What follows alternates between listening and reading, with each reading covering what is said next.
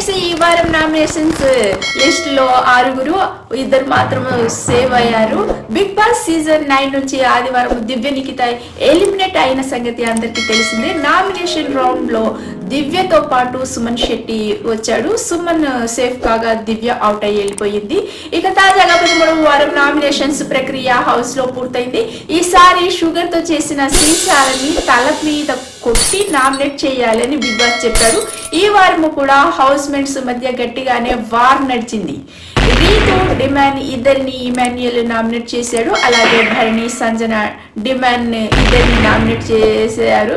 అలాగే రీతు ఏమో సుమన్ శెట్టిని నామినేట్ చేసింది. ఇలా మొత్తానికి నామినేషన్స్ ప్రక్రియ పూర్తయ్యేసరికి మొత్తము 6 లిస్ట్ లో చేరారు. అయితే ఇందులో భరణి ముందుగా నామినేషన్ లో లేరు అనుకున్నారు, కానీ కళ్యాణ్ ఒకరిని స్వాప్ చేసి నామినేషన్ లేని మరొకరిని స్వాప్ చేసే పవర్ బిగ్ బాస్ ఇచ్చాడు. అప్పుడు ఇమాన్యుయల్ ని సేవ్ చేసి ఆ ప్లేస్ లో భరణి నామినేషన్ లో చేర్చారు.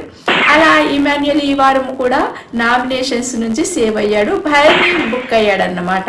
ఇక ఈ వారము లిస్ట్ గమనిస్తే రీతు చౌదరి సుమన్ శెట్టిలు డేంజర్ జోన్ లో ఉండే ఛాన్స్ ఎక్కువగా కనిపిస్తుంది. ఎందుకంటే గత వారం నుంచి సంజన గ్రాఫ్ అమాంతం పెరిగింది. ముఖ్యంగా రీతు డిమాండ్లపై సంజన చేసిన కామెంట్లు, వాళ్ళపై సోషల్ మీడియాలో వస్తున్న నెగిటివిటీ వల్ల సంజనకి హైప్ పెరిగింది. దీనికి తోడు వీకెండ్ ఎపిసోడ్ లో నాగార్జున సారీ చెప్పమన్నా కూడా సంజన ముందు ఒప్పుకోలేదు. కావాలంటే హౌస్ నుంచి వెళ్ళిపోవడానికి రెడీ అంటూ సంజన చెప్పడం ఆమె డేరింగ్ గా మాట్లాడటం ఆడియన్స్ కి బాగా నచ్చింది. దీంతో ఈ వారం కూడా సంజనకి మంచి ఓటింగ్ పడే ఛాన్స్ ఉంది. ఇక